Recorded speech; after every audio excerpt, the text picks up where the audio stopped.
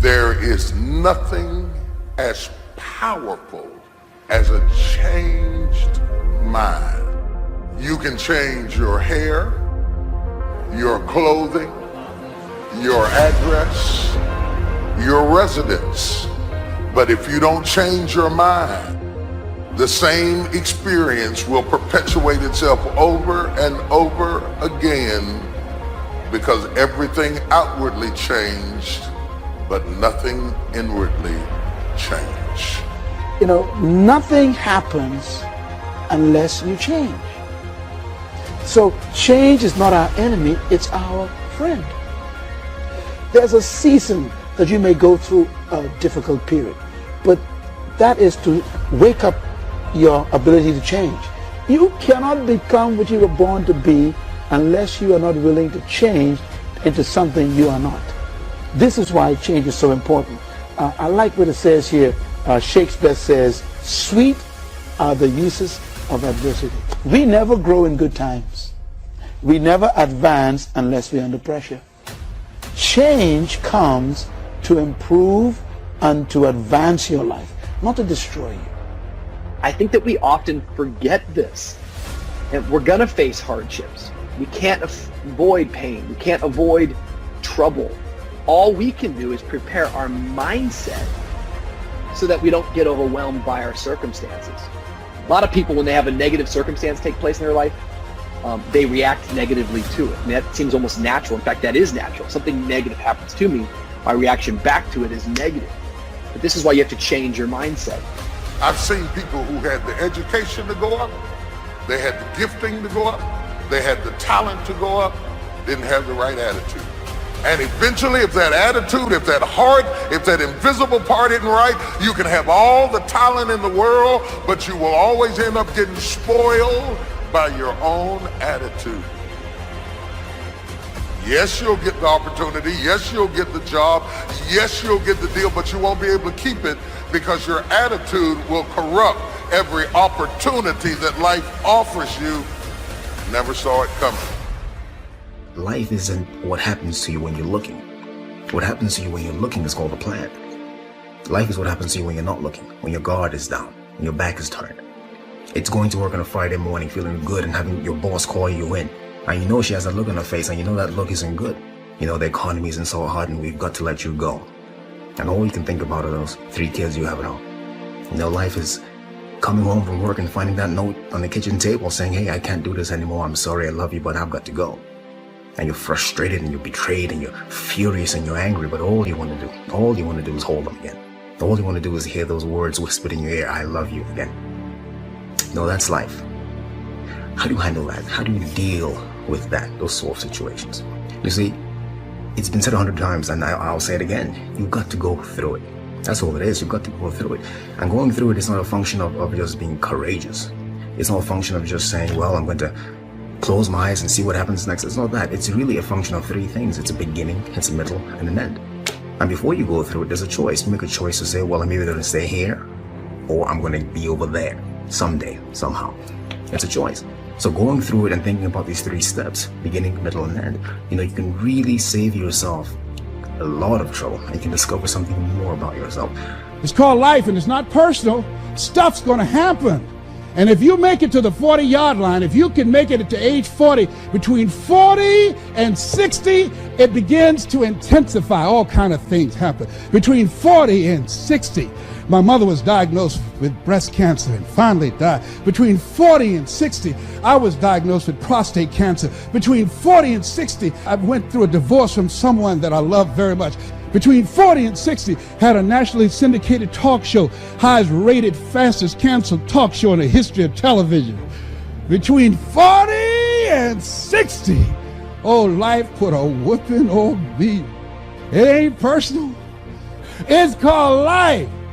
You know, I was homeless, man. I mean, you know, you're in a position where you're going, I got nowhere to go except up. I might as well keep hustling. I was in comedy. I just wasn't making nothing. All the money I was making, I was sending back home to my wife and kids. That didn't last long. She got tired of that real fast. But I couldn't go back to Cleveland because I wouldn't have enough money to drive back down south to perform. One time I drove to the house in Cleveland. I finally got enough money. I drove to the house in Cleveland. Everybody was gone. I didn't see my kids for almost 2 years. They just left, boarded up the house. So next thing you know, I'm in the car. I lived there, but it taught me determination, man. I'm a really, really determined person. It also taught me that no matter what happens to you, it ain't over. I was determined to be something. As long as God wakes you up, that means he ain't through with you yet. There is nothing as powerful as a changed mind. The only way off of welfare is to change your default settings. The only way to get a good education is to change your default settings. As long as you're programmed with what you can't do and what you can't be and what you can't have, you will never get up. But I dare you to go into your phone booth like Clark Kent and spin around and come out Superman and say, wait a minute, I'm better than this. I'm getting ready to change my default setting. I will not let you abuse me. I will not stay. There is nothing as powerful as a changed mind. So, the first thing you have to think about when you're going through something is very simple. It's, I'm not where I want to be, but I know I can get there. I have faith that I'm going to get where I want to be.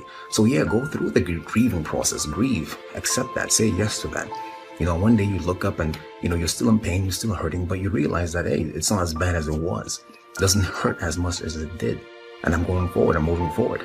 And at some point you emerge, you get to the other side, and you know that, hey, I haven't forgotten, but the pain doesn't hold you captive anymore. You're not crippled by the emotion, by the experience. You're not living out of the past, out of your experiences of pain and defeat and betrayal. You're not living out of all that stuff. You're living in a new perspective. It's not what happens that determines the major part of your future. It's not what happens. What happens to us all. The key is what you do about it. If you will start that process of change, do something different the next 90 days than you did the last 90 days, like picking up the books to read. Do something different, like the new health disciplines, relationship with your family, whatever it is, doesn't matter how small it is. If you'll start doing different things with the same circumstances, since we cannot change the circumstances, but we can change ourselves. We can change what we do. Anytime you go through something, there's a fight. It's either a spiritual fight, an emotional fight, a physical fight. There's some sort of fight. But the key to the whole thing of this fight is that the form is in the fight. That's the only thing you should take away from here today. The form is in the fight. What does that mean? It means that you don't get to become this interesting, dynamic, creative, courageous woman, amazing man without going through something. Right? That's what the form is. The people who are form are the people who you see them and they stand out to you because you know there's something about them. They figured something out about life. They're attractive to you. They're interesting to you. These people have form because they've gone through something. You know, so don't run away from the fight. Meaning, go through it.